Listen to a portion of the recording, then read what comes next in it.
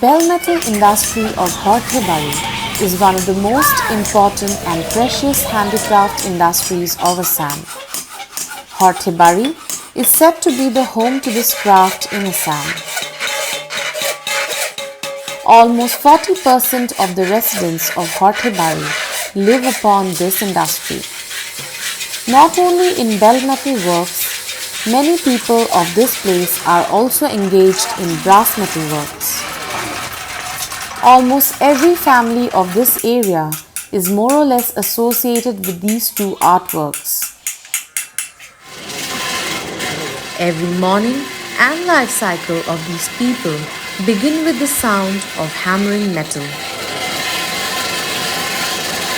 Once upon a time, people of such art and craft works used to live in places like Tittabor and Roha of Assam. With the passage of time, this became extinct from those places for some unknown reasons. Currently, bell metal works in Assam are being sustained by the artisans only at Horthebari. Historically, this craft form dates back to the 7th century AD. Records reveal that Kumar Bhaskar Varman, the king of the Varman dynasty, gifted drinking vessels to Harshvardhana of Kannauj. Scriptures also reveal that pair of bhurtal or cymbal, a musical instrument, was gifted to Huansang, an eminent Chinese scholar, during his visit to Kamrupa. So it is an established fact that the prevalence of these artworks dates back to the period even earlier than 7th century. During the Ahom regime, the royal court, palaces and residences of nobles were adorned with artworks of bell and brass metals. The subjects were also accustomed with the use of bell metal utensils. Ahom King Hibohingha of 17th century is known to have showered laurels upon bell metal artisan Judhan Kahaar for his magnificent skill in bell metal works. The items of bell and brass metals are indispensable part in colorful Assamese culture as well as religious practices of Mahapurukhiya Nam Dharma of Simanta Honkordev.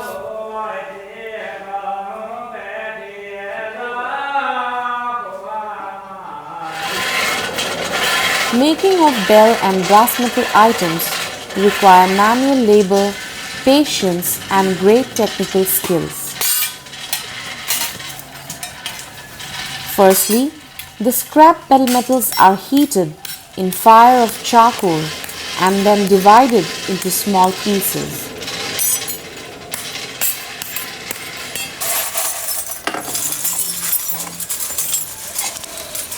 The earthen pan in which these scrap metals are melted in fireplace is called muhi in local language, while the furnace of the bell metal smith is called afor.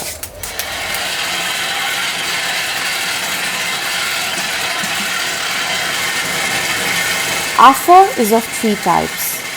The afor, in which broken pieces of bell metals are melted, is called outer afor. While melting, these broken pieces of bell metals reach the pourable state of liquid at around 1000 to 1200 degrees centigrade. At the time of pouring the melted bell metal, one very needful tool is alebari. The embers on liquid bell metal are removed with this bamboo stick and quantity of melted bell metal is controlled. The melted bell metals are then poured into a tool with some shallow holes which is called ak.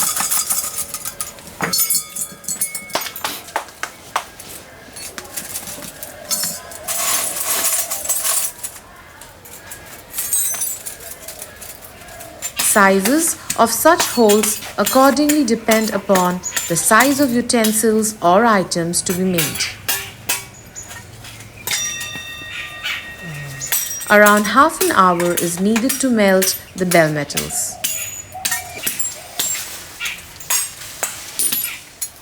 Firstly, these solid substances are flattened to prepare any item.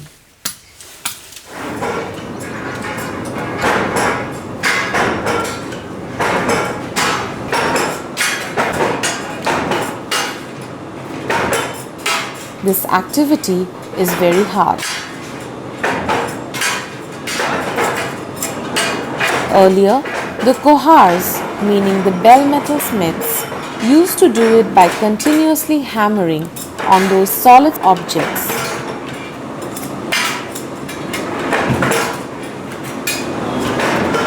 Nowadays, these solid objects are shaped in different sizes in rolling machine available at cooperative society.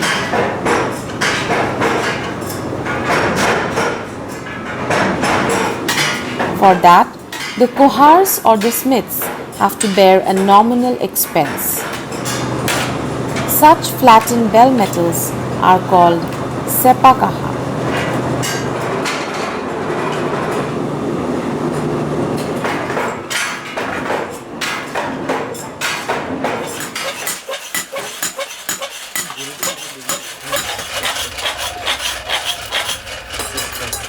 This unit of bell metal industry work is called gorhali. This flat substance is deepened through continuously hammering in rhythm by 3 bell metal artisans.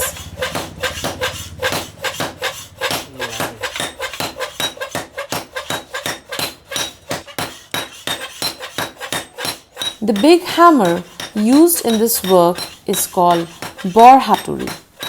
The piece of big anvil on which this hammering work is done is called niari. The iron tong which keeps the anvil tight is called hara. Usually, the smiths or artisans do not go to the rolling mills to make small bowls of bell metals.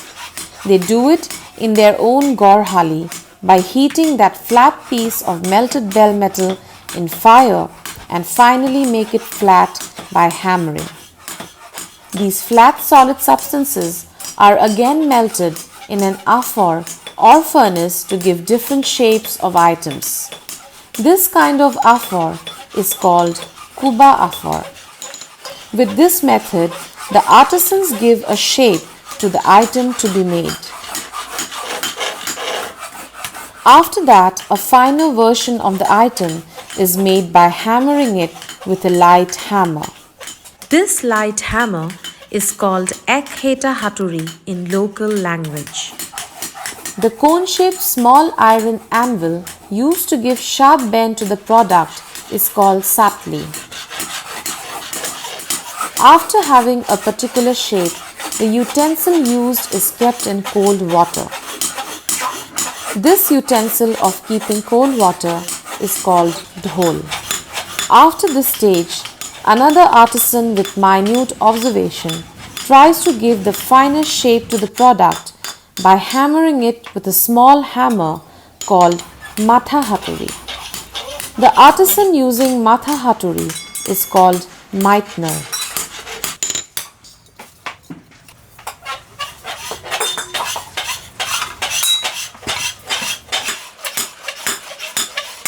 When the product gets the desired shape, one sharp iron tong is used to brighten the product by scraping it. This scraper or scoop is called keitner, and the spud or small piece of iron rod is called khonta. Another artisan keeps on polishing the brightened product by a file or rasp called reti. The artisan is called gorela in local language.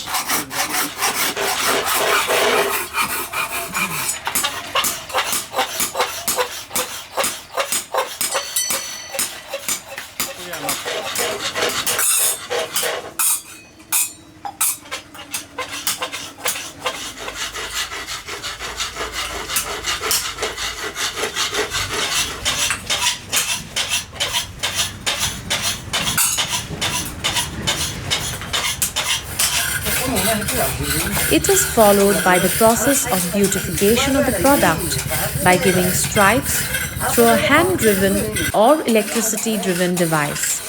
The wooden stick of the device is called kun. On the edge of the kun, lac or pitch is used to fix the slightly hot item so that it does not get removed.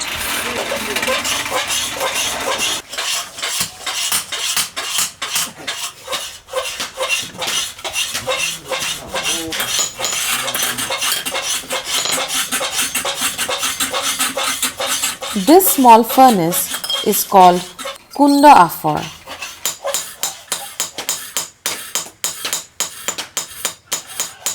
This way, various products get the final shapes.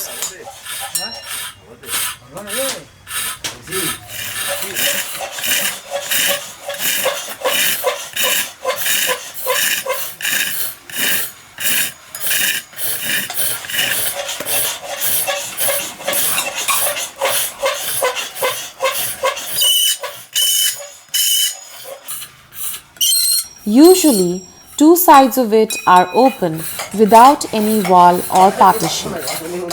Usually, 4 to 7 artisans are there in such a gaur hali or kohar hall or smith's workplace.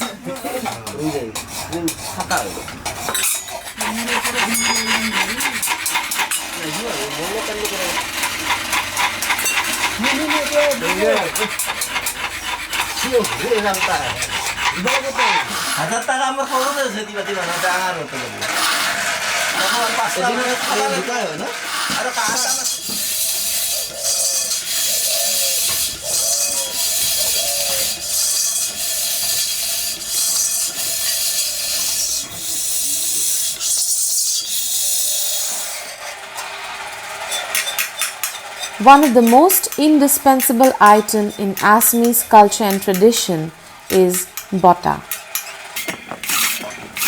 Every Assamese family needs and keeps their bota, which is a decorated plate with a stand made of bell metal. This precious item of Assamese culture is also made by the artisans of Hortebari.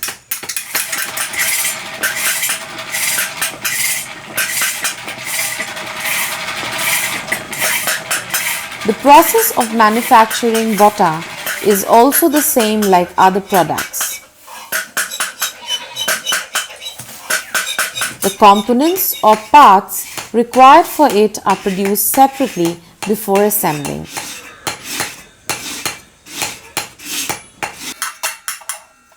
The artisans decorate these products with various flower designs.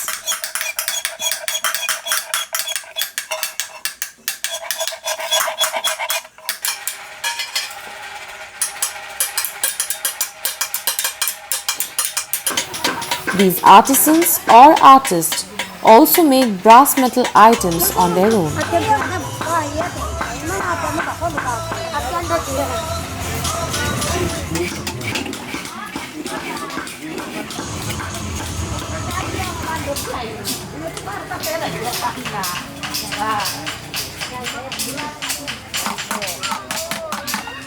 The most precious and indispensable item in Assamese life and cultural field is horai made of brass metal. Horai represents rich Assamese culture. Being it an important component of cultural tradition, it is indispensable in any auspicious and religious event. This kind of invaluable product also came into being through the magical touch of those artisans.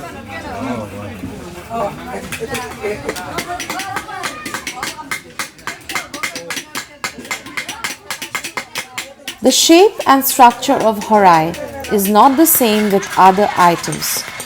It is completely different from others.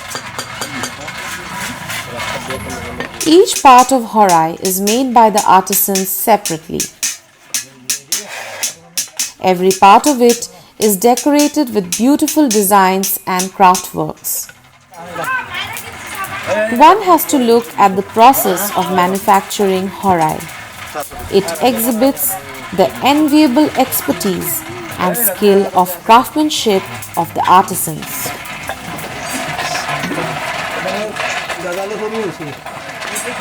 These artisans, with relentless efforts and hard work, manufacture these exclusive products that represent Assamese culture.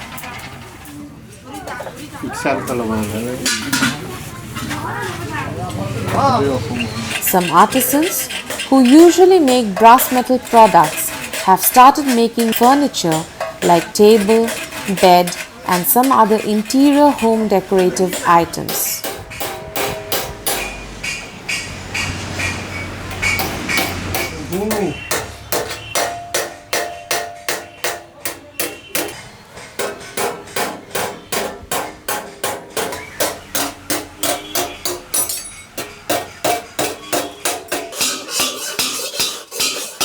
One of the exclusive musical products used in the practices of Vaishnav Dharma of Simanta is tal made of bell metals.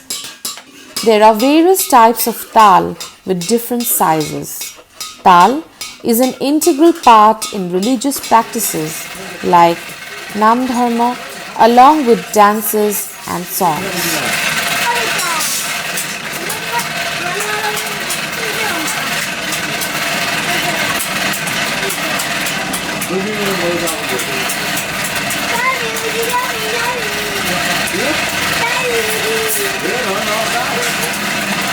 One special feature of the artisans is that they manufacture only traditional item in a single manufacturing unit.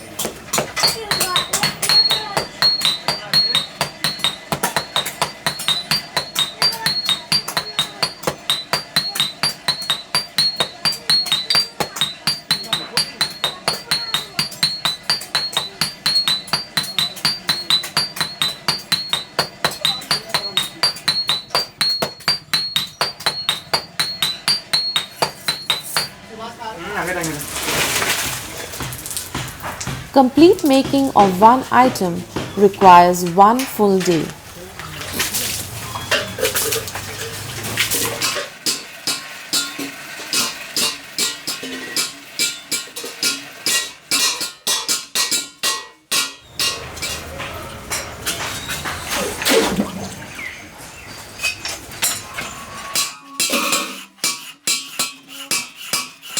The quantity of production depends on the size and structure of the product.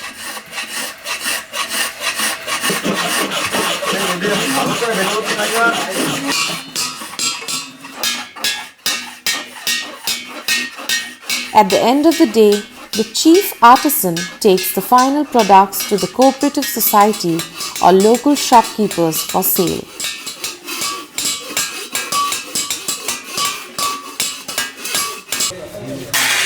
The cooperative society, only after verifying the quality or standard of those products, buy the items from the bell metal smiths and then release those in the market for sale.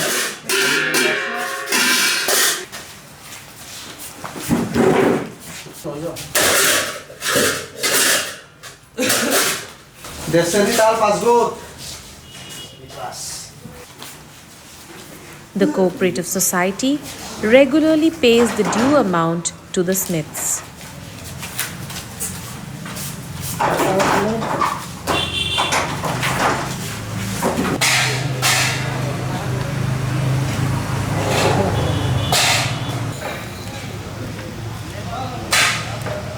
এই ব্যৱসায়টোত আপোনাৰ ধৰক প্ৰত্যক্ষ পৰোক্ষভাৱে যদি হিচাপ কৰোঁ আমি প্ৰায় 10,000 পৰিয়াল জড়িত হৈ আছে। বেলেগ জীৱিকা আছে কিন্তু মেইন জীৱিকা আমাৰ এইখিনি মানুহৰ এই শিল্পটোৱে। যদিও ব্যৱসায়িকান সম্পূৰ্ণ অসমৰ ভিতৰতে তাৰে আৰু বিশেষভাৱে উপাৰ অসমৰখিনি মানে গাঁও অঞ্চলৰ মানুহখিনি এই মানে বাচনৰ ওপৰত যথেষ্ট সমাধান আছে আৰু সেইকাৰণে হোটেলটি চলি আছে। ভূটানত চলে বেলেগ ৰাষ্ট্ৰ হিচাপে ভূটানত ধৰক এতিয়া আমাৰ 500 টন প্ৰতি বছৰে আমাৰ এই উৎপাদন হয় মানে হাতে কৰা বাচন উৎপাদন হয় তাৰে প্ৰায় 100 পৰা 150 টন ভূটানত যায় 100 পৰা 150 টন ভূটান চীন নেপাল এই যায় তেওঁলোকৰ তাতে যথেষ্ট সমাধান আছে কাঁহ বুলি পিতল বুলি ডুপ্লিকেটটো চিনি নাপায় কাষ্টমাৰে আমাৰ যদি কাঁহত এটা চিম্বল থাকি লয় এইটো কাঁহৰে তেতিয়া বেছি চেল হয় ট্ৰেডমাৰ্কটো থাকিলে বেছি চেল হয়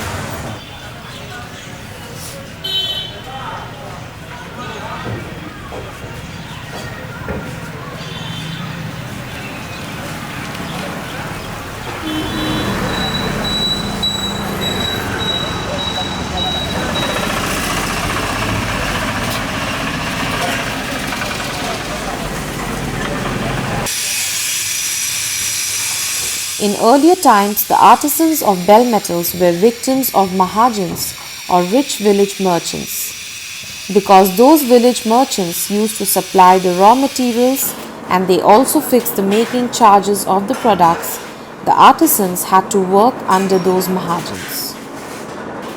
To rescue the artisans from their exploitation, Cooperative Society of Bell Metal Artisans or Kahaar was established in 1933 with the leadership of Kohiram Das, a renowned person of Horthebari. That Kahaar was registered in 1939 under the Cooperative Society Act 1912 under his able leadership with the nomenclature of Assam Cooperative Kahaar Limited. From then onwards, this cooperative society introduced the system of providing scrap materials of bell metals and paying advance money to the artisans in place of Mahajans. The cooperative society, which means the group of bell metal artisans, now also determines the amount of making charges by themselves. As a consequence, the artisans now have become free from the exploitation of the Mahajans. To reduce the amount of hard labor of artisans, the Cooperative Society set up a rolling machine in 2013. The society now makes solid bell metal or brass metal plates called Sepa Kahaar. এই ভাঙা কাঁহা ৰাং আৰু তামাৰ পৰাহে তৈয়াৰ হয় গতিকে ৰাং আৰু তামা যদি সঠিকভাৱে সমবাক্যে ন চৰকাৰে সুলভ মূল্যত যোগান ধৰে আমাৰ কাঁহাৰ শিল্পীসকলে ৰাং আৰু তামাৰ পৰা কাঁহটো তৈয়াৰ কৰি ল'ব পাৰে আৰু বৰ বেছি 1 দিনৰ পৰা 3 দিন যদি ট্ৰেইনিং দিয়া হয় প্ৰশিক্ষণ দিয়া হয় আমাৰ প্ৰতি 2000 কাঁহাৰ শিল্পীয়ে নিজে নিজে তৈয়াৰ কৰিব পাৰে